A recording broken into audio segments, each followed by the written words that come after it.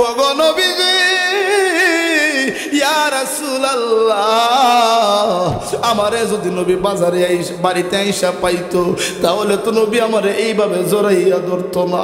এরা শ্রীমঙ্গলের মানুষ, আশেকে রাসূল কারে কয়, নবীর প্রেম কারে কই রে? নবীর প্রেমের মালা কিভাবে মোর গলায় পড়ছে রে? একটু গভীর মনোযোগ দিবেন। ডাক দিয়া কয়, ওগো নবীর সাহাবী ওমর, আমি যদি বাড়িতে থাকতাম নবী আইসা আমারে এইভাবে ধরতো না, যদিও ধরতো ভালো কইরা ধরতো না, এই জন্য বাজারে চলে আসছি। সাহাবী, ঠিক আছে, নবী যখন তোমারে ধরলো আইসা, তুমি কেন মাটিতে পইরা গেছো? ডাক দিয়া কয়, উমর, ও উমর গো, আমি এই জন্য মাটিতে পইরা গেলাম, কারণ নবী যখন আমার দাঁড়ানো অবস্থায় ধরছে, আমার মনে মনে তখন আসলো আমি যদি মাটিতে পইরা যাই তাহলে নবী আর একটু ভালো কইরা আমারে ধরবো। ও মায়ার নবী গো, তুমি প্রেমী শিখায়া কোথায় লুকাইলা। খারাপ লাগে আপনাদের? শেষ করে দেবো আজ? আপনাদের কোন কথা বলে শেষ করবো? আচ্ছা, কারা কারা চান যে শেষ হয়ে যাক 10 মিনিটের ভিতরে? হাতটা উঠান তো। ওয়াজ হইতো? ওই তো কারা কারা আছেন হাতটা উঠান দেখি। নারে তাকবীর, নারায়ে রিসালাত। হাত নামান। আর গরে এই তো নদীর খেলা,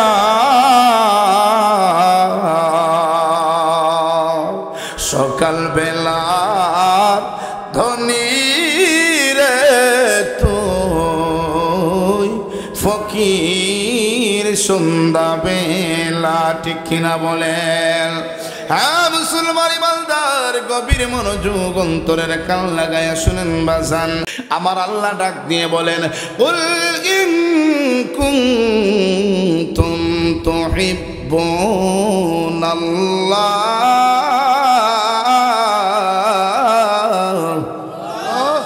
আল্লাহ ডাক দিয়ে বলেন, কুল, হে বন্ধু আপনি জানিয়ে দিন, ইন কুনতুম তুহিব্বুনাল্লাহ, তারা যদি আমি আল্লাহর ভালোবাসা পেতে চাই রে, আমি আল্লাহর সন্তুষ্টি যদি অর্জন করতে চাই, আল্লাহ ডাক দিয়ে বলেন, ফাত্তাবিউনি ইউহিব্বুকুমুল্লাহ।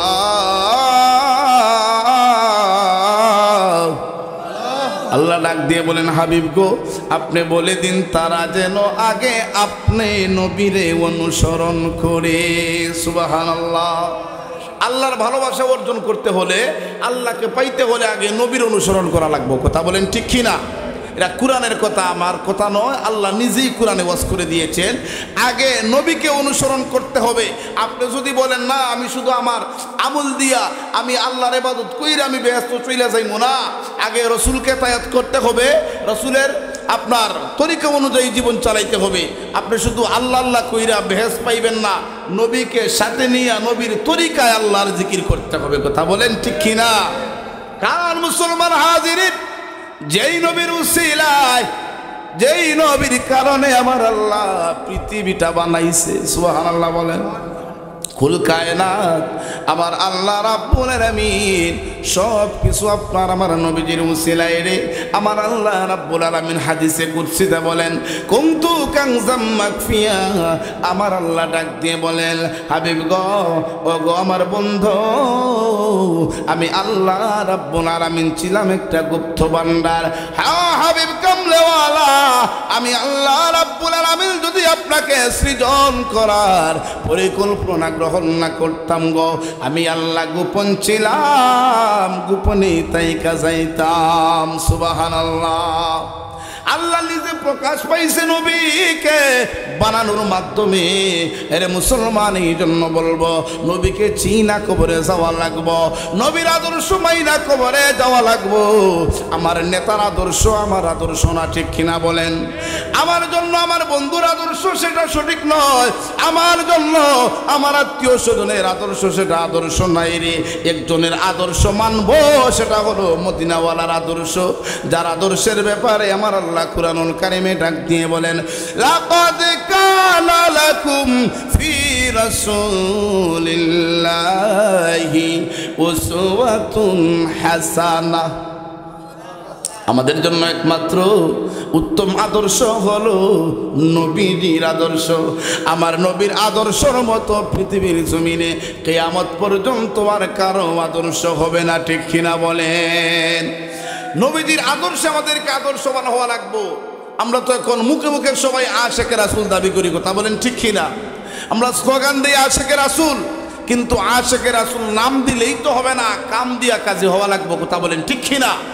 শুধু বললেন মুখে যে আমি আশিকে রাসূল, কিন্তু আপনার মধ্যে রাসূলের আশিক, আপনার মধ্যে রাসূলের সুন্নাহ একটাও নাই, আপনার অন্তরের মধ্যে হুব্বে রাসূল নাই। শুধু জবান দিয়া বললে হবে? কি বলেন, হবে না? কাজ দিয়া কাজে হওয়া লাগবো, অন্তর থেকে নবীকে মহব্বত করা লাগবো। নবী আমার ডাক দিয়ে বলেন, লা ইউমিনু আহাদুকুম হাত্তা আকুনা হাব্বা ইলাইহি মিন ওয়ালিদিহি ওয়া ওয়ালাদিহি ওয়ান নাসি আজমাইন। সুবহানাল্লাহ পড়েন না? ততক্ষণ পর্যন্ত তোমরা মুমিন না, ততক্ষণ পর্যন্ত তোমরা ইমানদার নয়, যতক্ষণ না পর্যন্ত আমি নবীকে তোমাদের সন্তান সন্ততি, তোমাদের সম্পদ, এমনকি নিজের জানের চাইতে আমি নবীকে ভালো না বাসবা, ততক্ষণ পর্যন্ত তোমরা ইমানদার হইতে পারবা না। তাহলে দেখেন ইমানের গভীরতা কতটুকু। নবীকে সবচেয়ে বেশি মহব্বত করতে হবে, সন্তানের চাইতে নিজের চেয়েও বেশি ভালোবাসা লাগবে। এখন আমরা কি এই পর্যন্ত কি নবীকে ভালোবাসতে পারছি? বলেন, পারি নাই। নিজের চাইতেও আপনি পারেন নাই, আপনার সন্তানকেও তো আপনার চাইতে বেশি ভালোবাসবেন না। কারণ আপনি যদি না বাঁচেন তাহলে সন্তান দিয়ে আপনার কোনো লাভ আছে? আপনি সন্তানের চিন্তা করবেন? প্রত্যেক মানুষ দুনিয়ার মধ্যে দেখবেন তার সন্তান যখন হয়ে যায় তাহলে বেশি মহব্বত করে, ঠিক কিনা? সব মহব্বত চলে যায় সন্তানের প্রতি। কিন্তু আমি আপনাদেরকে একটা উদাহরণ দিই, কোনো মানুষের সন্তান যদি কারেন্টে লাগে, কারেন্টে যদি লাগে তাহলে আপনি যাইকে আপনার সন্তানকে ধরবেন নি? হ্যাঁ, কারেন্টে লাগিয়ে গেছে, আপনার সন্তানটা লাগানো, আপনি কি তারে যাইয়ে ধরবেন? কেন ধরবেন না? কেন? আপনার না আদরের সন্তান, আপনি জানেন যে তারে যদি ধরতে যাই আমি নিজেও মরব, ঠিক কিনা? জুড়ে বলেন ঠিক কিনা? কিন্তু আরেকজনে যদি আপনার সন্তান একটা গালি দেয় আপনি তারে শেষ করে লাইবেন, কিন্তু কারেন্টে লাগছে সেখানে আপনার সন্তানকে বাঁচানোর জন্য আপনি তাকে যাইয়ে ধরেন না। তাহলে বোঝা গেল আমার চাইতে বেশি মহব্বত সন্তানরেও আমি করি। পৃথিবীর সব ভালোবাসা দিতে পারবেন সন্তানের জন্য, সব কিছু করতে পারবেন, কিন্তু নিজের তাইকে ভালোবাসতে পারবেন না। যদি ভালোবাসতেন তাহলে তো আপনি যাইয়ে ধরতেন। আপনি জানেন সে মইরেই যাইব, তাহলে আমি এখন মইরা লাভ নাই, কারণ আমি বাঁচতে হবে। সে তো মইরেই যাইব, কেউ তো কিছু করার নাই। তাহলে বোঝা গেল নিজের চাইতে বেশি ভালোবাসা যায় না। কিন্তু রাসূল বলেন, উম্মত তোমার চাইতেও বেশি আমি নবীরে ভালোবাসা লাগবো, তাইলে তুমি ইমানদার। সুবহানাল্লাহ পড়েন। এখন চিন্তা করেন শ্রীমঙ্গলের মানুষ, আমরা নবীর এই পর্যন্ত আশিক হইতে পারছি কিনা? যেইভাবে আশিক হয়েছেন সাহাবায়ে কেরাম, জীবন দিয়া দিছে, তারপরেও নবীজির কালেমা ছাড়ে নাই। জীবন দিয়া দিছে, যুদ্ধের ময়দানে গেছে, তারপরে নবীরে রাইকা দৌড় দিয়া যায় নাই, কথা বলেন ঠিক কিনা? এইভাবে আমাদেরকে প্রেমিক হওয়া লাগবো। এই জন্য কবি বলেন, বেলালের মতো আশিক যদি হইতাম এই জগতে নবীর দেখা পাইতাম, ঠিক কিনা বলেন? হাজিরিন গভীর মনোযোগ, অন্তরের কান লাগায় শুনেন, দেখেন নবীর প্রেমিক কারে বলে রে, আশিকে রাসূল কারে বলে? আমরা তো জবান দিয়ে শুধু আশিকে রাসূল দাবি করি, নবীকে মহব্বত করি, সেটা আমরা বলতে পারি জবান দিয়ে। কিন্তু আজকে দেখা যায় বিভিন্ন আপনার দেশ থেকে বাংলার দেশের জমিনে ওর মধ্যে রয়েছে অনেক নাস্তিক মুরতাদ রাম বামেরা লেখনির মাধ্যমে, বক্তব্যের মাধ্যমে, বিভিন্ন পর্যায়ে বিভিন্ন আলোচনার মাধ্যমে দেখা যায় আমার নবীর, আপনার নবীর আকাশচুম্বী সম্মানকে নিয়ে তারা কটূক্তি করে, আছে না নাই?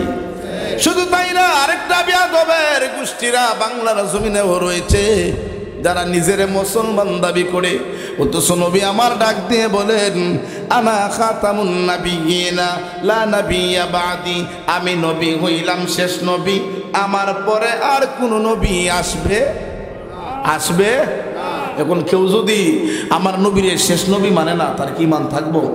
কি বলেন, ইমান থাকবো?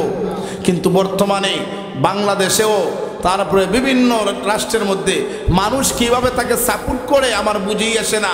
ওই মির্জা গুলাম কাদিয়ানির কিছু ছেলাফেলারা এখনো বাংলাদেশের মধ্যে তারা নিজেরে আপনার আমার নবীরে শেষ নবী মানতে চায় না। কোন নবী শেষ নবী না, আমার পরে নাকি আরো নবী আছে। নাউজুবিল্লাহ বলে। অথচ রাসূল নিজে বলে গিয়েছেন হাদিসের মধ্যে আমার পরে আর কোনো নবী আসবে না। এখন যারা মির্জা গুলাম কাদিয়ানির চেলাফেরা যারা আমার নবীকে শেষ নবী মানতে চায় না, আপনারা বলুন তো তাদের কি ঈমান আছে? জুড়ে বলেন, ঈমান আছে?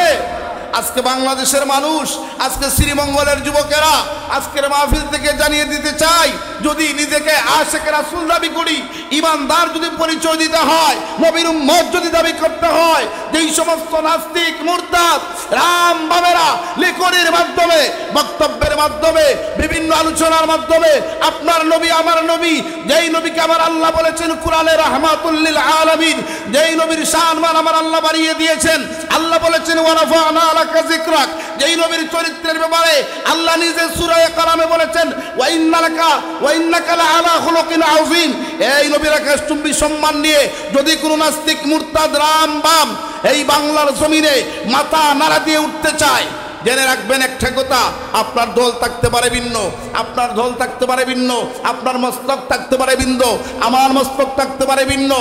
আপনি একটা নফল ইবাদত মানতে পারেন, আমি মানি না, ব্যক্তিগত ব্যাপার। এই দ্বন্দ্ব জায়গার মধ্যে রাইকা, কিন্তু আমাদের মূল যেই বিষয়গুলা ইসলামের ব্যাপারে যদি কোনো নাস্তিক মুরতাদ নবীকে নিয়ে, আল্লাহকে নিয়ে, কুরআন নিয়ে যদি কেউ চিনিবিনি খেলতে চায়, সম্মান হারি করতে চায়, সমস্ত বাংলার মানুষ, সমস্ত মুসলমানেরা একসাথে মাঠে নামার দরকার আছে। কথা বলেন ঠিক কি না?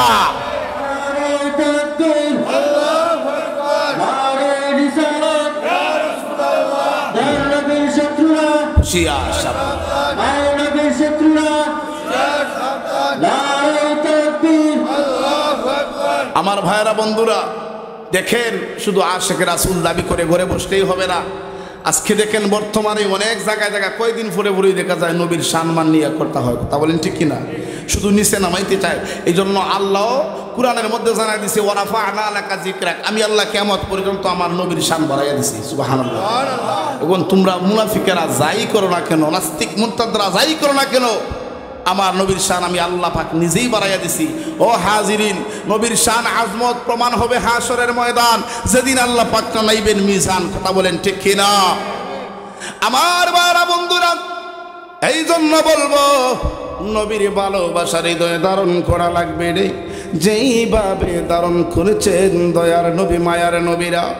হাজিরিন, আশিক রাসূল কারে কয়, একটু গভীর মনোযোগ দেবেন, আমার আলোচনাটা শুনে যান। আল্লাহর নবীর সাহাবী, কালো একটা সাহাবী, দেখেন নবীর কাছে প্রিয় হইতে গেলে, আল্লাহর কাছে মাকবুল বান্দা হইতে গেলে সুন্দরের প্রয়োজন হয় না, টাকাওয়ালার প্রয়োজন হয় না, চেয়ারম্যানের প্রয়োজন হয় না, এমপির প্রয়োজন হবে না। আমাদের সমাজের মধ্যে তো আপনার স্তর বিশেষ চলাফেরা হয়, ঠিক কিনা? দেখবেন আপনি গরিব মানুষ, আপনি বড় লোকের সাথে আপনি বেশি উঠা বসা করতে পারবেন না, কারণ বড় লোকে চলবে, চেয়ারম্যানে এমপি একটা আপনার স্তর রয়েছে। হাজিরিন, কিন্তু দুনিয়ার মধ্যে একটা জায়গা আছে রে, ওই মসজিদে যখন সবাই যায়, কে ধনী কে গরিব সেখানে কোনো পরিচয় না, সবাই যায় একসাথে বসতে হয়, ঠিক কিনা বলেন? হাজিরিন, সেখানে প্রমাণ হয়ে যায় যে আল্লাহর কাছে যখন আমরা যাব, আল্লাহর ইবাদতের ক্ষেত্রে, ইসলামের ক্ষেত্রে আপনার বড় লোক ধনী কালো সুন্দর সেটার কোনো প্রমাণ হবে না রে, সেটার কোনো পার্থক্য হবে না। হাজিরিন, আল্লাহর কাছে প্রিয় হইতে গেলে শুধু ঈমান আর আমলের প্রয়োজন, ঈমান আর আমলের প্রয়োজন। নবীর কাছে প্রিয় হইতে গেলে, উম্মত হিসাবে স্বীকৃতি পাইতে গেলে শুধু নবীর ভালোবাসা, নবীর আদর্শ জীবনের মধ্যে বাস্তবায়ন করা লাগবে। এখন আপনি ধনী হন, গরিব হন, টাকাওয়ালা হন, আর ফকির হন, মিসকিন হন, সুন্দর হন, কালো হন, সেটার কোনো বিষয় না। জবান খুলে বলুন না ঠিক কিনা? আমার ভাইরা বন্ধুরা, নবীজি সাল্লাল্লাহু আলাইহি ওয়াসাল্লামের পিছনে সাহাবায়ে কেরামরা যায় যখন নামাজ আদায় করতেন। মুসলমান, আজকে তোমাদের সমাজের মানুষ আমরা মসজিদ বানাই ঠিক, আমরা জায়গায় জায়গায় মসজিদ হয়, সুন্দর টাইলস করা হয়, সবাই মিলা চয়েস কইরা দেয় এই টাইলসটা আনো, ওই টাইলসটা দামি, ওই টাইলসটা লাগাইতে হবে, ঠিক কিনা বলেন? সবাই মিলা দেয়, কিন্তু জায়গায় জায়গায় মসজিদ হয়, বড় বড় মসজিদ হয়, সুন্দর দামি দামি টাইলস ব্যবস্থা করা হয়, এসি লাগানো হয়, কিন্তু নামাজি তো নাই, কিনা ঠিক কিনা বলে?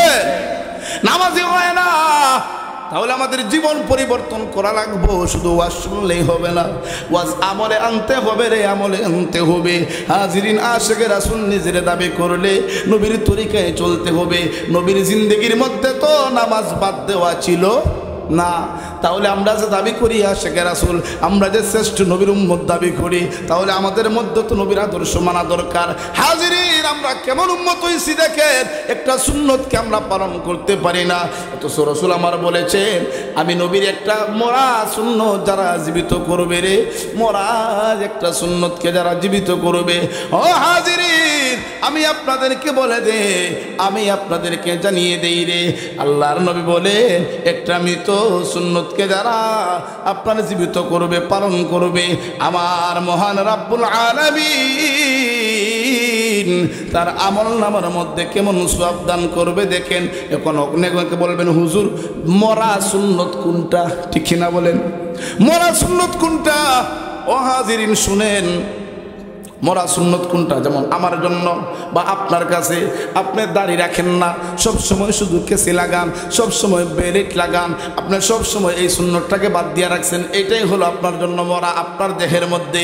ওইটা যেদিন আপনি রাইকা দিবেন রে, এই যখন আপনি কুর লাগানো বাদ দিয়ে দিবেন, আপনি যখন ওই দাড়িগুলা লম্বা করবেন, যেমন আপনি টুপি পরেন না কোনোদিন, আমাদের সমাজ দেখেন কোথায় গেছে, আমরা 3000 4000 5000 দিয়া পায়ের জুতা কিনি, কিনা ঠিক কিনা বলেন? জুতা কিনি, দামি দামি জুতা, বাটায় যাই, এপেক্সে যাই, তারপরে বিভিন্ন আপনার সব থেকে অর্ডার দিয়ে নিয়ে আসি দামি দামি জুতা। কিন্তু আমাদের নসিবে তো খারাপ, 20 টাকা দিয়া টুপি কিনতে পারি না। আমরা আশিকে রাসূল দাবি করি, 5000 টাকা দিয়া জুতা কিনি, 20 টাকা দিয়া টুপি কিনি না। কেমন মুসলমান? নবীর সামনে যাইয়া কিভাবে জবাব দিবেন?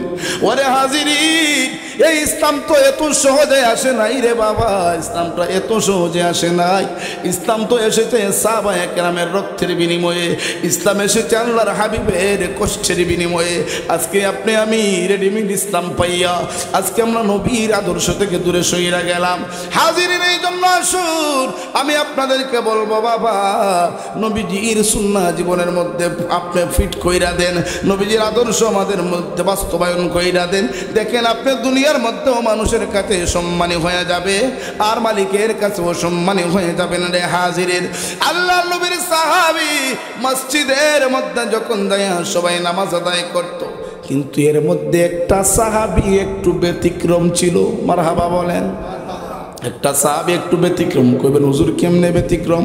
ওই সাহাবীটা একেবারে গরিব, টাকা পয়সা কিছুই নাই, ধন সম্পদ কিছুই নাই, শুধু তাই না চেহারার রঙও আপনার ছিল কালো, সুন্দর ছিল না, মাথার চুলগুলো ছিল এলোমেলো, একেবারে সব দিকে নাজেহাল, কোনো ব্যবস্থা ভালো না, অবস্থা ভালো না।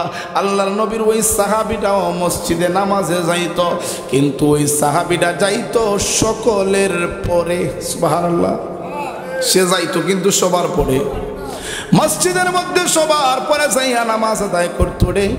যখন নামাজ শেষ হয়ে যাইত, সাহাবীটা সকলের আগে আগে মসজিদ থেকে বাহির হয়ে আসতো।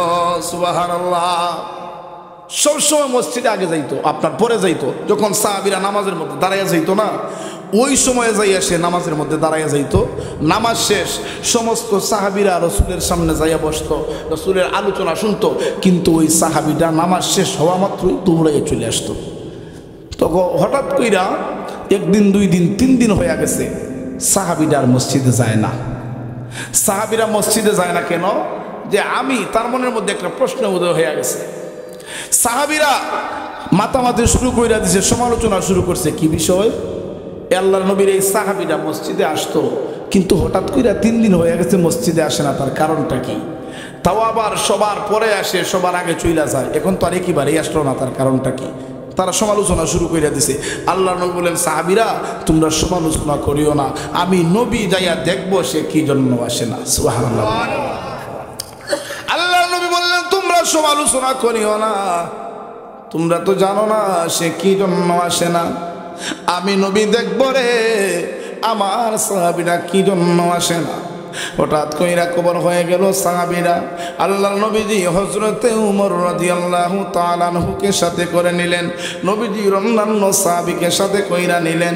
উমর রে চলো আমার সাহাবীটার বাড়িতে যাইমো, দেখবো যায় আসে কি জন্য 3 দিন হয়ে গেল মসজিদে আসে না। আল্লাহর নবীজি সাহাবীর বাড়িতে যাইব, সে তো গরিব, তার চেহারাও ভালো না, এমন ব্যক্তির ঘরে আমার নবী যাইব রে, এর চাইতে সুখবর আর কিছু হতে পারে? ওই সাহাবীরা যখন শুনলো পুরা মদিনায় খবর হয়ে গেছে রে, পুরা মক্কায় খবর হয়ে গেল নবীজি সাহাবীর বাড়িতে যাবেন, যেই মাত্র শুনছে, শোনা মাত্র ঘরের দরজা টরজা লাগাইয়া সে আপনার বাড়ি থেকে বাইর হইয়া গেছে। সুবহানাল্লাহ। কাজটা কি ভালো করছে না খারাপ করছে? আপনি যদি শুনেন আপনার বাড়িতে বড় একজন মেহমান আসবে, আপনি আপনার তৌফিক অনুযায়ী তার জন্য মেহমানদারি করার কথা বলেন, ঠিক কিনা? কিন্তু আপনি যদি ওই সময় যদি মেহমান আসবে আপনি শুই নাও, আপনি বাইরে থেকে বাইরিয়া যান, এটা কি ভালো কাজ? সাহাবীরা শুনছে তার বাড়িতে নবী আসবেন, তারপরও সে চইলা গেছে, তালা টুলা দিয়া বাড়িতে চইলা, বাড়ি থেকে বাইরে হয়ে গেছে। নবীজি তার বাড়ির কাছে যখন গেলেন, যাওয়া মাত্র লক্ষ্য করে দেখে রে তার ঘরের দরজাগুলা লাগানো। সাহাবীরা আশ্চর্য হয়ে গেল, হযরতে উমর আশ্চর্য হয়ে গেলেন, নবী আসবেন তার বাড়িতে, অথচ সে আপনার ঘরের দরজা লাগাইয়া চলে গেল। হ্যাঁ মুসলমান, দেখো রে নবীর প্রেমকারী কয়, বলে শ্রীমঙ্গলের মানুষ ভাবতে পারেন নবী আমার মদিনায়, আমরা থাকি বাংলায়, আমরা থাকি শ্রীমঙ্গলে, নবী কি আমাদের দুরূদ শুনেনি? নবী কি আমাদের সালাম শুনেনি? নবী কি আমাদের প্রতি নজর রাখবো নি? ওরে বাবারা, দেখেন নবীর আশিক হলে, নবীর প্রেমের মালা গলায় পড়লে রে আমার নবীজি কিভাবে ওই আশিকটারে ভালোবাসেন। সাহাবীটা যখন বাড়ি থেকে বাইর হইয়া গেছে, নবী আমার বাড়িতে যাইয়া দেখেন ঘরের দরজা লাগানো। উমর ডাক দিয়ে কো, নবী গো, ও মায়ার নবীজি, আপনি যে সাহাবীরার বাড়িতে আসলেন, আপনি মহব্বত কইরা আসছেন, কিন্তু সে শোনার পরে ও বাড়ি থেকে বাইর হইয়া বাজারের দিকে চইলা গেল। ইয়া রাসূলুল্লাহ, ইয়া হাবিবাল্লাহ, এটা তো বেয়াদবি হয়ে গেছে। আমার নবী ডাক দিয়ে কই, উমর রে, কোনো কথা বলবা না, চলো আমার সাথে তার কাছে যাই, সে বাজারে গেছে, তার সাথে বাজারে যাইয়া দেখা করব। আর জোরে কন্যা সুবহানাল্লাহ। নবী আমার বাজারের দিকে রওনা হইলেন, যাইয়া দেখেন সাহাবীরা এইভাবে আপনারা দাঁড়াইয়া রইছে। নবী যাইয়া ওই আল্লাহর বান্দা নবীর ওই কালো সাহাবীটারে এইভাবে নবী জড়াইয়া ধরছেন, জড়াইয়া ধরছেন। জড়াইয়া ধরার পরে বাজারের মধ্যে ইহুদি খ্রিস্টানরা দেখছে, বেদিনরা দেখছে, দেখিয়া গো, দেখছো নি আব্দুল্লাহর ছেলে মুহাম্মদ আমরার এলাকার সন্তান, আমরার এলাকার মানুষ সে মারামারি করতেছে, নাউজুবিল্লাহ বলেন। তারা একটা অপবাদ দিতেছে, দেখছো নি মুহাম্মদ আসছে, আইয়া আমাদের এলাকার সন্তানকে মারামারি করতেছে। যেই মাত্র নবীজি এইভাবে ধরছেন তারে, সাথে সাথে দাঁড়ানো তাইকা নিচে মাটির মধ্যে পইরা গেছে। আর তো ইহুদিরা সুযোগ পাইছে, দেখছো নি আমরা এলাকার সন্তানদের সে মারতেছে। যেই মাত্র এই কথাটা বলছে, হযরতে উমর তো আর বরদাস্ত করতে পারে নাই। মারহাবা বলেন। হযরতে উমর একটা ডাক দিয়া কয়, এরা কাফের, এরা শুনে নাও, একটা কথা যদি বলবে, আমার নবীর বিরুদ্ধে যদি একটা অপবাদ দিবে রে, আমি খাত্তাবের ছেলে উমর এখনো মরি নাই, এখনো মরি নাই রে। আমি খাত্তাবের ছেলে উমরের হাত থেকে একটা বেঈমানও যাইতে পারবে না। আমি উমরের তরবারি থেকে রেহাই পাবে না। হযরত ওমর রাদিয়াল্লাহু তাআলা আনহু নরম না গরম ছিলেন? কেমন গরম! যেই রাস্তা দিয়া হযরত ওমর একবার গেছে রে, ওই রাস্তা দিয়া শয়তান পর্যন্ত কোনোদিন যাইব না। হযরত ওমর কেমন রাগান্বিত সাহাবী ছিলেন, কেমন সাহসী বীর পুরুষ ছিলেন। হযরত ওমর রাদিয়াল্লাহু তাআলা আনহু পরে বলবো বাজান, আসুন একটু পরে বলবো হযরত ওমরের কথা। ওমর যখন ওই বেঈমানদেরকে বললেন, একটা বাজে মন্তব্য যদি আমার নবীর ব্যাপারে করবা, একটারেও আমি তরবারি থেকে রেহাই দেব না। মুসলমান, হযরত ওমর রাগান্বিত হয়ে গেছেন ওই সাহাবীর ব্যাপারে, যে সে শুনছে আমার নবী আসবে, কিন্তু তারপরেও সে বাড়ি থেকে বাইরে হয়ে আসলো। আইসা কানে দাঁড়াইয়া রইছে, নবী ধরছেন, তাও আবার নিচে পইরা গেল। এত বড় বেয়াদবি নবী গো, আপনি কিভাবে বরদাস্ত করতেছেন? আমি উমর তো সেটা মানতে পারতেছি না। মারহাবা বলেন। ইয়া রাসূলুল্লাহ, আপনার সাথে সে বেয়াদবি করতেছে, সে শুনছে আপনি আসবেন তার বাড়িতে, তাও বাড়িতে থাকলো না, বাজারে আসলো, আপনি তারে ধরলেন মায়া কইরা, সে আবার মাটিতে পইরা গেছে। এত বেয়াদবি কেমনে গো নবী সইবেন? আমার নবী বললেন, উমর, ওরে আমার উমর, কোনো কথা তুমি বলবা না। যখন সাহাবীরা মাটিতে পড়ে গেছে গো, আমার আপনার নবীজি আবার মাটি থেকে সুন্দর কইরা তারে জড়াইয়া ধরছেন। হযরত ওমর আশ্চর্য হয়ে গেছেন, কি ব্যাপার বুঝলাম না। নবীজি আবার তার মাটি থেকে আরো ভালো করে জড়াইয়া ধরছেন, আবার উঠাইতেছেন। সাহাবীরা দাঁড়াইল, দাঁড়ানোর পরে আমার নবী আপনার নবী সাহাবীরা সুন্দর কইরা ধরছে গো। এবার নবী আমার ডাক দিয়ে বললেন, সাহাবী রে, ওরে সাহাবী, তুমি সব সময় মসজিদে যাইয়া নামাজ আদায় করতা, কিন্তু 3 দিন হয়ে গেল তুমি মসজিদে যাও না, তার কারণটা কি? সাহাবীটা একটা ডাক দিয়া কয়, নবীজি,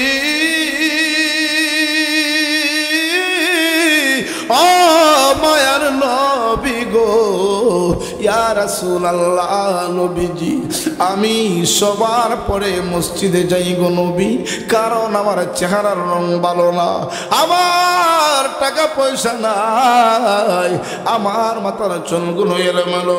ইয়া রাসূলুল্লাহ, আপনি নামাজের পরে আপনার সাহাবীদেরকে নিয়ে বসেন, আলোচনা করে, আমি যে তাদের কাছে বসবো গো নবী, আমার লজ্জা লাগে। আরো জোরে কন্যা সুবহানাল্লাহ। ইয়া রাসূলুল্লাহ, আমি যে আপনার সাহাবীদের সাথে বসবো গো, আমার শরম লাগে, এই জন্য আমি বসি না গো নবী। কিন্তু আপনার পিছনে তো নামাজ আদায় করন লাগবো, মন মানে না। আপনি নবীনে তো মন থাইকা ভালোবাসি নবী গো, এই জন্য আমি সবার আগে মসজিদ থেকে বাইর হইয়া যাই। হঠাৎ কইরা আমার মনে একটা প্রশ্ন উদয় হইয়া গেছে গো নবী, যে আমি রে নবীরে এত ভালোবাসি, আমি নবীরে এত মহব্বত করি, দেখি রে নবী তো নামাজের সালাম ফিরাইয়া আমারে নবী দেখে না, আমি দেখি আমার জন্য নবীর অন্তরে ভালোবাসা আসেনি। নবী নবী করে আর কত কাল আমি কাঁদব, নবী নবী করে সারা জীবন আমরা কাঁদব, আপন নয়নে কবে জানি, আপন নয়নে কবে জানি নূর নবীকে আমরা দেখব, নবী নবী করে সারা জীবন আমরা কাঁদব। একটা জবানও বন্ধ রাখবেন না, চিল্লায় বলেন না ইয়া রাসূলুল্লাহ। হাজিরিন, সাহাবীটা আমার নবীর কাছে প্রশ্ন করে, নবী গো, আমি জানতে চাই আমার জন্য নবীর অন্তরে ভালোবাসা আসেনি? একটু যাচাই করতেছিলাম গো নবী। ইয়া রাসূলুল্লাহ, আমি যখন শুনেছি আপনি আমার বাড়িতে আসবেন আমার মনে বড় আনন্দ লাগলো। মূর্খ সাহাবীরে, তুমি যখন খুশি হইছো তাহলে তো বাড়িতে থাকার কথা, বাড়ি থেকে তুমি আসছো বাজারে, কারণটা কি? নবী তোমারে ধরছে, আবার কাফেররা নবীরে গালি দিছে। সাহাবীটা চৌকের পানিগুলা সাইরা দিয়া কান্দে। ও গো নবীর সাহাবী বেয়াদবি মাফ করবেন গো, আমি সাহাবী কেন বাড়ি থেকে বাজারে আসলাম? আমি শুনেছি নবী আমার বাড়িতে আসবেন। ওমর, আমি শুনেছি নবীজির হাদিসে মুবারাকার মধ্যে নবী আমার বলে দিয়েছেন, যেই ব্যক্তির শরীরের সাথে রে আমার নবীজির সিনা মুবারক, আমার নবীজির শরীর মুবারকের সাথে যার শরীরের অংশটুকু লাগবে রে, ওই জায়গার জন্য জাহান্নামের আগুন হারাম হইয়া যাইব। ওগো নবীজি, ইয়া রাসূলুল্লাহ, আমারে যদি নবী বাজারে বাড়িতে আইসা পাইতো তাহলে তো নবী আমারে এইভাবে জড়াইয়া ধরতো না। এরা শ্রীমঙ্গলের মানুষ, আশিকে রাসূল কারে কয়, নবীর প্রেম কারে কই রে? নবীর প্রেমের মালা কিভাবে মোর গলায় পড়ছে রে? একটু গভীর মনোযোগ দিবেন। ডাক দিয়া কয়, ওগো নবীর সাহাবী ওমর, আমি যদি বাড়িতে থাকতাম নবী আইসা আমারে এইভাবে ধরতো না, যদিও ধরতো ভালো কইরা ধরতো না, এই জন্য বাজারে চলে আসছি। সাহাবী, ঠিক আছে, নবী যখন তোমারে ধরলো আইসা, তুমি কেন মাটিতে পইরা গেছো? ডাক দিয়া কয়, উমর, ও উমর গো, আমি এই জন্য মাটিতে পইরা গেলাম, কারণ নবী যখন আমার দাঁড়ানো অবস্থায় ধরছে, আমার মনে মনে তখন আসলো আমি যদি মাটিতে পইরা যাই তাহলে নবী আর একটু ভালো কইরা আমারে ধরবো। ও মায়ার নবী গো, তুমি প্রেমী শিখায়া কোথায় লুকাইলা। খারাপ লাগে আপনাদের? শেষ করে দেবো আজ? আপনাদের কোন কথা বলে শেষ করবো? আচ্ছা, কারা কারা চান যে শেষ হয়ে যাক 10 মিনিটের ভিতরে? হাতটা উঠান তো। ওয়াজ হইতো? ওই তো কারা কারা আছেন হাতটা উঠান দেখি। নারে তাকবীর, নারায়ে রিসালাত। হাত নামান, বাজান, পরে বলবো সঙ্গীতটা, আর এইদিকে যাবেন, আলোচনা অনেক লম্বা। হ্যাঁ মুসলমানেরা, না ডাক দিয়া কই, ওরে নবীর সাহাবী উমর, উমর গো, আমি দাঁড়ানো অবস্থায় ছিলাম, নবী যখন আমারে ধরছে, আমি যদি মাটিতে পইরা যাই ভাবলাম নবী আর একটু ভালো কইরা ধরবো, ঠিক কিনা? কোনো মানুষ যখন দাঁড়ানো থাকে যেইভাবে ধরে, যদি ছোটো বাচ্চা দেখবেন মাটিতে যখন পইরা যায় তখন তারা একটু ভালো কইরা আদর করে, কথা বলেন ঠিক কিনা? ডাক দিয়া গো নবীজি, ও দয়ার নবী গো, এই জন্য আমি মাটিতে লুটে পড়লাম, আমার নবীজির শরীর মোবারকের সাথে যেন আর একটু ভালো কইরা আমার গুনাহগারের শরীরটা লাইগা যায়। ও গো নবীজি, এই জন্য যে আমার শরীরটা যেন আমার নবীজির সাথে, নবীজির শরীর মুবারকের সাথে ভালো কইরা লাগে গো, যে এই দেহের জন্য আল্লাহর জাহান্নামের আগুন হারাম হইয়া যায়। হ্যাঁ মুসলমান ইমানদারেরা, গভীর মনোযোগ। একজন সাহাবী হইয়াও দেখেন নবীর প্রেম কিভাবে ছিল, নবীর ভালোবাসা কিভাবে ছিল। সুবহানাল্লাহ পড়েন। আজকে তো আমরা এমনভাবে চলাফেরা করি, এমনভাবে আমরা দুনিয়াতে চলি, বোঝা যায় মনে হয় জান্নাতের সার্টিফিকেট 4-5টা আমাদের পকেটও, ঠিক কিনা? জুড়ে বলেন না? আমাদের চলাফেরায়, চাল চলনে, আমাদের অহংকার, হিংসা, প্রতিহিংসায় বোঝা যায় যে আমরা মনে হয় জান্নাতের সার্টিফিকেট 2-1টা লইয়া ঘুরতাছি। মানিব্যাগও যেইভাবে আইডি কার্ড লইয়া ঘুরে না, বোঝা যায় মনে হয় মানিব্যাগের সাইডে দিয়ে জান্নাতের সার্টিফিকেটও 2টা আছে। আমাদের অহংকার, তাকাব্বুরি, মৃত্যুর কথা স্মরণ হয় না। কিন্তু সাহাবীরা দেখেন, সাহাবীরা, যে সাহাবীদের ব্যাপারে আমার রাসূল বলে দিয়েছেন, আসহাবী কান নুজুম, আমার এক একটা সাহাবী আকাশের তারকার সমতুল্য। সুবহানাল্লাহ। তারপরেও কেমন ভয় ছিল কবরের জন্য, তারপর নবীর প্রেম কিভাবে ছিল তাদের অন্তরের মধ্যে। আমরা তো কিছুই না।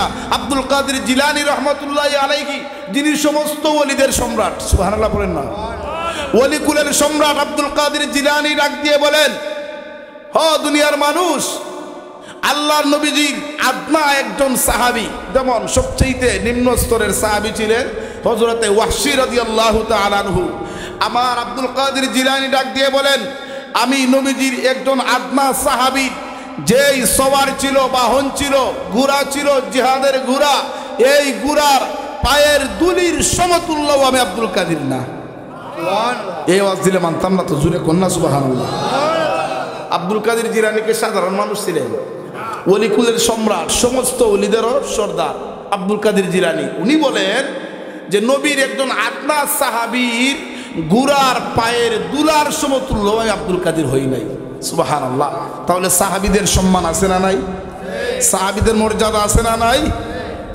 কিন্তু ওই সাহাবীরা কিভাবে রসুলকে ভালোবেসেছেন, কিভাবে সম্মানিত হয়েছেন, একমাত্র আমার রসুলের তরিকায় চলার কারণে, নবীকে জানের চাইতে ভালোবাসার কারণে আল্লাহর কাছে সম্মানিত হয়ে গেছে।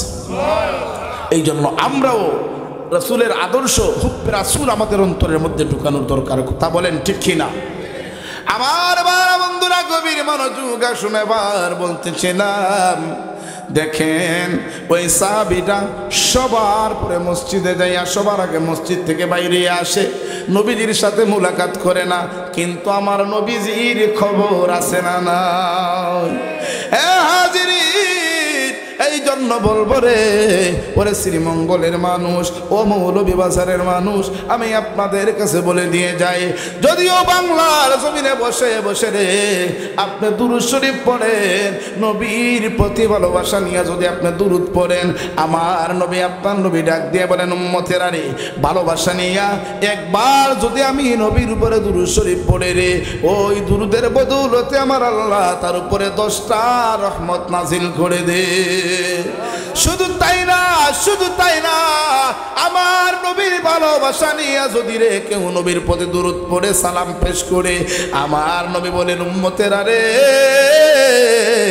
আমি নবী সেই উম্মতের দুরূদের আওয়াজ, সালামের আওয়াজ আমি নবী নিজ কান মুবারক দিয়া শুনতে পাই।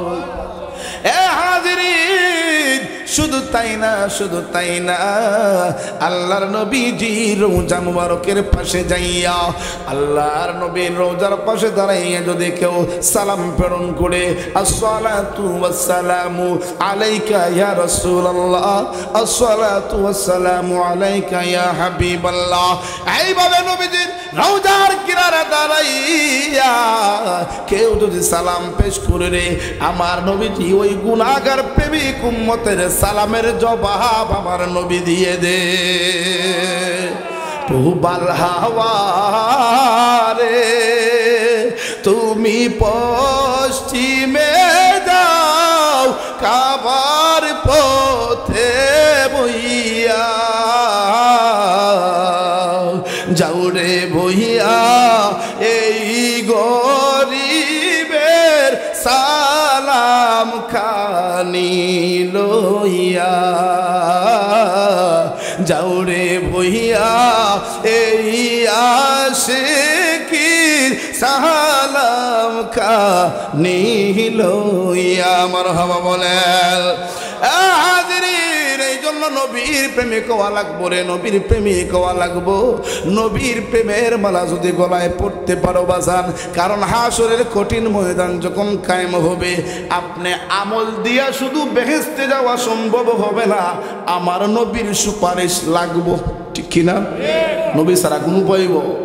আমার নবী ছাড়া জান্নাতের তালা খুলবে না, আমার নবী আগে জান্নাতের মধ্যে প্রবেশ করবেন।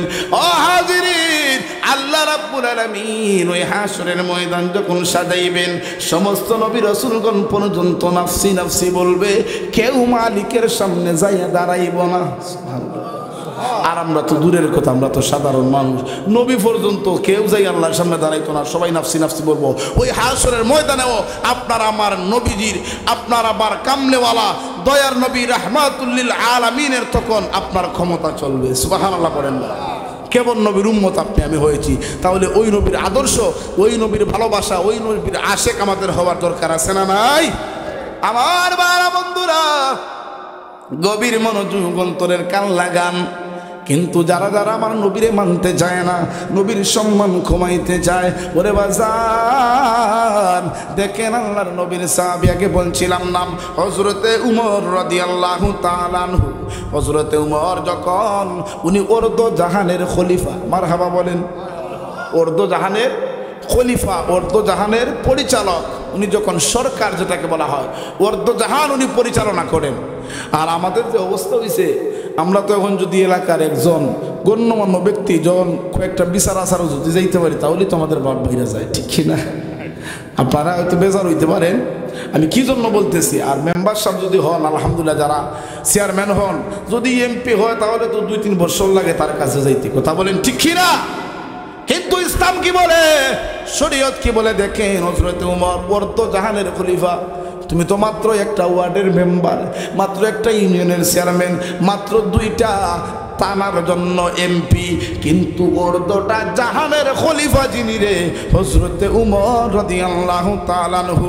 দেখেন উনার শাসন আমল কেমন ছিল, দেখেন উনার চালচলন কেমন ছিল। আমাদের অনেক ভাইরা আমাদেরকে কয়, হুজুর আপনারা এই এগুলা তাই জোরাইয়েন না, আপনারা রাজনীতি এগুলা কইরা কি করতেন, কথা বলেন ঠিক কিনা? আপনারা রাজনীতি করতেন কেন? হুজুরা রাজনীতি, আর রাজনীতিকে সাধারণ মানুষে করবো, যারা জানে চিনে তারাই তো রাজনীতি করবো, ঠিক কিনা? কোরআনের মধ্যে যে রাজনীতি থাকে, আপনার আমার কোনো অসুবিধা আছে? নবীজি রাজনীতি করছেন, সাহাবীরা দেশ চালাইছেন, আর আপনি বলতেছেন হুজুর আপনি আইসেন না। হুজুরা করতো না তো কি পাবলিকে করতো? এই জন্যই তো সমাজের মধ্যে তো গন্ডগোল। যারা কোরআন বুঝেন না, হাদিস বুঝেন না, আপনি কোরআন হাদিসের আইন কিভাবে বাংলায় চালু করবেন, কথা বলেন ঠিক কিনা? কোরআন হাদিসের আইন সবাই চায়, এখন যারা জানে না তাদেরকে যদি নিয়ে আপনি বসান, তাহলে কেমনে কায়েম করবো, কথা বলেন ঠিক কিনা? এই জন্য জাননেওয়ালা মানুষের দরকার, না জানার কারণে আজকে সমাজের মধ্যে গন্ডগোল। এই জন্য আমাদেরকে বোঝা দরকার সমাজের মধ্যে রাষ্ট্রীয়ভাবে, তারপরে ফ্যামিলির মাধ্যমে, সব জায়গার মধ্যে কোরআন হাদিসের আইন চালু হওয়া দরকার। কোরআন হাদিস মতো রাষ্ট্র পরিচালনা করেন, দেখবেন কোনো ধরনের সমস্যা হবে না। দেখ হাজির ওইদিকে আলোচনা নয়, বলতেছিলাম হযরত ওমর অর্ধ জাহানের খলিফা হওয়ার পরেও কেমন নম্রতা ছিল, ভদ্রতা ছিল, কেমন ভয় ছিল মালিকের, কেমন মহব্বত ছিল আল্লাহর নবীজির। হযরত ওমরের সন্তান ছোট্ট, আর হযরতে আলী শেরে খোদা আলী খাতুনে জান্নাত ফাতেমার সন্তান, আপনার জান্নাতের কোটি কোটি যুবকদের সরদার ইমাম হুসাইন, আর হযরত ওমরের সন্তান ছোট মানুষ, দুইজন মিলা খেলাধুলা করে, সুবহানাল্লাহ কম, দুইজন মিল্লা খেলাধুলা করে, উমরের সন্তান আর হযরতে আলীর সন্তান দুইজনে গেছে খেলা। আমাদের অনেক সময় দেখা যায় ছোটো ছোটো বাচ্চারা খেলতে খেলতে অনেক সময় ঝগড়া লেগে যায় না? অনেক সময় ঝগড়া লেগে একটা গালাগালি করে, একটা কুস্তাকুস্তিও শুরু হয়ে যায়, কথা বলেন ঠিক কিনা? তো দুইজনে একটা আপনার ঝগড়া হয়ে গেছে। হযরতে আলীর সন্তান খাতুনে জান্নাত ফাতেমার সন্তান হযরতে হুসাইন রাদিয়াল্লাহু তাআলা আনহু আর উমরের সন্তান দুইজনে একটা ঝগড়া লাগিয়া গেছে। ঝগড়া লাগার পরে হুসাইন উমরের সন্তানকে একটা গালি দিয়া দিছে। গালিটা হলো এমন একটা গালি দিছে, যে গালি আমাদের সমাজ যদি কেউ দেয়, তাহলে চায় যে তারে দুনিয়াত আপনার এমনিতেই দাফন কইরা দিত। একটা গালি দিছে যে গোলামের ঘরের গোলাম, মারহাবা কম। এই গালি যদি দেয় আমরা কেউ, তাহলে কি মনে করেন তারে দুনিয়া থেকে রাখবো? চায় যে আমার একটা গালি দিছে, আমি নি তারে দুনিয়া থেকে সরাইয়া দিতে পারি। মানে আমাদের ধৈর্য নাই, কি নাই? ধৈর্য নাই। গালি দিছে, আমরাও গালি সুস্থায়, কিন্তু না, নবীর আদর্শ মন ছিল না, সাহাবায়ে কেরামের আদর্শ মন ছিল না। কাফের কুফারেরা নবীকে আঘাত করেছে, গালি দিয়েছে। আমার নবী বলতেন, ভাই তোমার হাতের মধ্যে কি ব্যথা পাইছো? সুবহানাল্লাহ। সাহাবায়ে কেরামের আদর্শ ছিল, রাসূলের আদর্শ ছিল, তোমাকে একজন গালি দিছে, তোমার সাথে সে হিংসা বিদ্বেষ করতেছে, তারে রাস্তায় পাইছো, তাকে একটা সালাম দিয়া দাও। সুবহানাল্লাহ।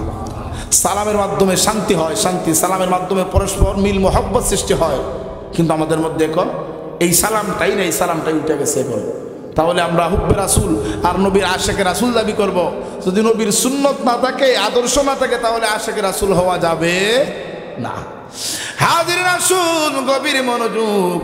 এবার হযরতে উমরের সন্তানকে হযরতে আলী রাদিয়াল্লাহু তাআলা আনহুর সন্তান গালি দিয়া দিছে। গোলামের ঘরের গোলাম, গালিটা দিয়ে দিছে। হযরত উমরের সন্তান রাগ করে হচ্ছে, আমার বাবা একজন জাহানের খলিফা, আমার বাবা একজন সরকার, আর আমার এই হুসাইন এমনভাবে গালি দিল।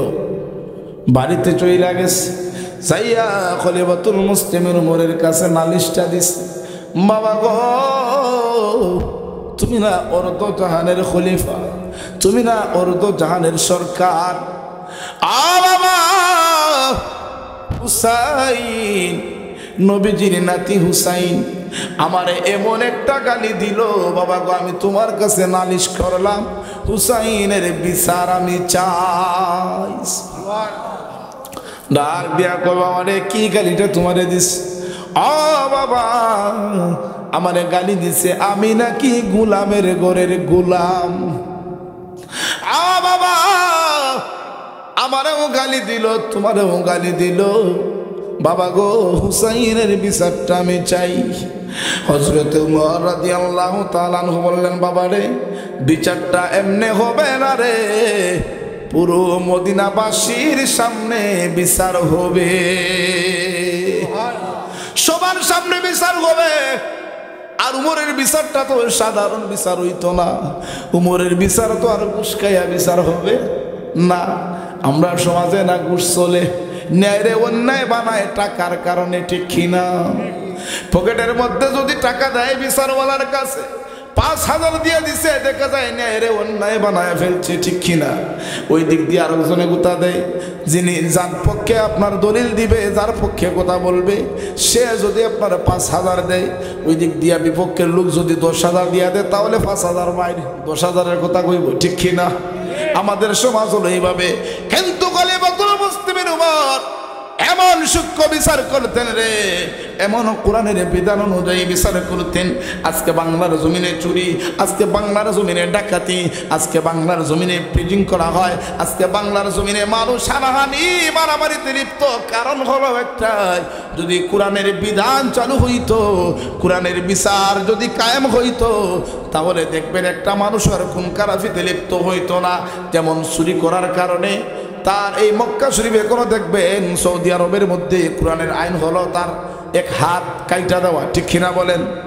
কিন্তু আমাদের দেশে এটা আছে নাই, কিছুই না, ধরছে ২-১টা মাইল দিয়ে শেষ করে দিছে।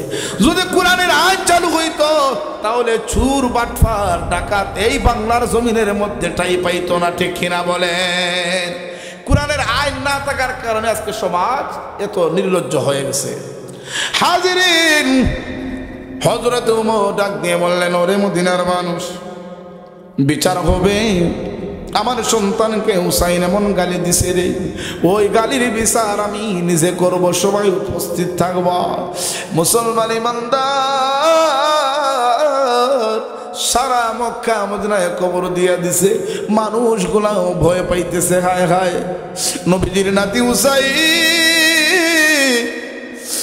হযরত উমরের সন্তানকে গালি দিছে রে, বিচারটা তো কঠিন হইব, কারণ উমর তো কাউকে খাতির করবে না, উমর বিচারে যেটা পাইব সেটাই করব। মানুষগুলা হায় হায় করে, হায় হায় কি হুসাইন রে, যে নবীজি নিজে গুড়া হইছে, হুসাইন নবীর উপরে ওইটা গুড়া চালাইছে। আল্লাহু আকবার। যেই নবীজির শরীরে কোনোদিন মশা মাছি বসে নাই, ওই নবীজি নিজে গুড়া হইছে, হুসাইন সেখানের মধ্যে গুড়ার উপরে উঠছে। নবীজি এত ভালোবাসতেন হুসাইনকে, যে হাসান হুসাইন জান্নাতের যুবকের সরদার হবে রে, ওই হুসাইনের বিরুদ্ধে উমর বিচার করবে, না জানি কেমন বিচার করে। সবাই আফসোস করে যে হুসাইন এই গালিটা দিয়েছে, যদি হুসাইন যখন জবানবন্দি হবে, হুসাইন যদি কথাটার একটু ঘুরাইয়া বলে, সহজ কইরা বলে, তাহলে তো বিচারটা একটু আপনার সহজভাবে উমর করব। সবাই শুধু এই চিন্তায় চিন্তিত, না জানি রে হুসাইনের কেমন বিচার করে রে হযরতে উমর। সবাই শুধু টেনশনে আছে, মদিনার মানুষগুলা চোখ বেয়ে বেয়ে পানি পড়ে, আজকে উমর না জানি কোন আসামির কাঠগড়ায় হুসাইন দান করায়। সমস্ত মানুষগুলা গুলা বসারে। আর সেখানে হযরতে হুসাইন রাদিয়াল্লাহু তাআলা আনহু হাজির হয়ে গেছেন, উমরের সন্তানও হাজির। এবার যখন জবানবন্দি শুরু হয়ে গেল, কি বিচার, কি নিয়া বিচার, যখন দাঁড় করাইলেন হযরতে উমর ওনার সন্তানকে, হুসাইনকেও দাঁড় করাইলেন। মানুষগুলা সবাই তাকিয়ে রইছে, হুসাইন কথাটার একটু গুড়িয়ে যদি বলো তাহলেই তো বিচারটা একটু সহজ করবে উমর, নতুবা উমরের আইন থেকে কিন্তু রেহাই পাবে না, উমর কিন্তু কঠিনভাবে বিচার করবে। সবাই শুধু এই চিন্তায় চিন্তিত। এবার উমর ওনার সন্তানকে ডাক দিয়ে বলেন, তোমারে কি গালি দিছে হুসাইন? ডাক দিয়া কয়, আব্বা গো, ও আব্বা, হুসাইন আমারে গালি দিছে আমি নাকি গোলামের ঘরের গোলাম। সুবহানাল্লাহ বলতেন না? সবাই তখন তাকায় রইছে। হুসাইনকে যখন বলা হলো, হুসাইন রে, ও নবীর নাতি হুসাইন, ও শেরে খুদা আলীর সন্তান, ও খাতুনে জান্নাত ফাতেমার সন্তান, হুসাইন গো, কি গালি দিয়েছো তুমি? তখন মানুষ তাকায় রইছে মুখ দিয়া, যে হুসাইন কথাটার এনে একটু ঘুরাইয়া বলে। হুসাইন ডাইরেক্টলি ওইটা বলছে, উমর, ও খলিফাতুল মুসলিমিন উমর, আমি আপনার সন্তানকে এই গালিটাই দিছি, আপনার সন্তান যেই কথা বলছে এই কথাই বলছি। আল্লাহু আকবার বলে। মিথ্যা বলেন নাই, মিথ্যার আশ্রয় নেয় নাই। আমরা তো এখন কথায় কথায় মিথ্যা, ঠিক কিনা? কথায় কথায় মিথ্যার আশ্রয় নেই। অথচ একটা মিথ্যাকে যদি আপনি ডাকতে হয় আরো 10টা মিথ্যা কথা বলতে হয়, ঠিক কিনা? তাহলে আপনি প্রতিটা আপনার সেকেন্ডে সেকেন্ডে শুধু কবিরা গুনার সাথে লিপ্ত হইতেছেন। প্রতিটা কথায় কথায় আমি কবিরা গুনার সাথে লিপ্ত হচ্ছি। কোন দিকে আমাদের জীবন চলছে, আমরা কিভাবে? তাহলে তো এটা রসুলের আদর্শ হইল না, এটা তো সাহাবায়ে কেরামের আদর্শ না, এটা তো আশিক রাসূলের পরিচয় না। কথা বলেন, ঠিক কিনা? আপনি কথায় কথায় মিথ্যা, আমরা কিন্তু হাসতে হাসতে মিথ্যা কথা বলি। কয় না, এটা ঢং কইরা মিথ্যা কথা বলছি। মিথ্যা কথা নিয়ে কি কোনো ঢঙ্গা ছিল? আপনি তার কাছে পরবর্তী স্বীকার করেন না, এটা মিথ্যেই তো হয়ে গেল। তাহলে মিথ্যা কথা বলা কবিরা গুনাহ। সমস্ত গুনাহের মা হলো কবিরা গুনাহ, এই যে মিথ্যা কথা। তাহলে আমরা সবসময় মিথ্যা বলতেছি, এই জন্য বলো মিথ্যা থেকে আমাদেরকে দূরে সরতে হবে। আপনি যদি মিথ্যা থেকে বেরিয়ে আসতে পারেন তাহলে আপনার গুনাহ হবে কম। মিথ্যা থেকেই কিন্তু বিভিন্ন গুনাহ হয়, বিভিন্ন গুনাহ। একটা কথা মিথ্যা বলতেছেন, ওইটারে আপনি সত্য বানানোর জন্য, দাবা চাপা দেওয়ার জন্য সারাদিন আপনি মিথ্যাই বলতে হবে শুধু। এই জন্য মিথ্যা থেকে আমাদেরকে দূরে সরতে হবে। এটা আমাদের রসুল আমাদেরকে শিক্ষা দিয়েছেন। নবীর আদর্শ হলো হক পথে থাকতে হবে, সঠিক বলতে হবে, মিথ্যার সাথে আশ্রয় নেওয়া যাবে না। আমার বাবা বন্ধুরা, হযরত ইমাম হুসাইন রাদিয়াল্লাহু তাআলা বলে দিলেন, সঠিকটা বলে দিলেন। হযরত উমর এবার বিচারের আওতায় আনবেন। সমস্ত মানুষেরা বসা, সবাই আশ্চর্য, না জানি রে উমর এখন কোন বিচারের রায় দে। হযরত উমর ডাক দিয়ে কয়, হুসাইন,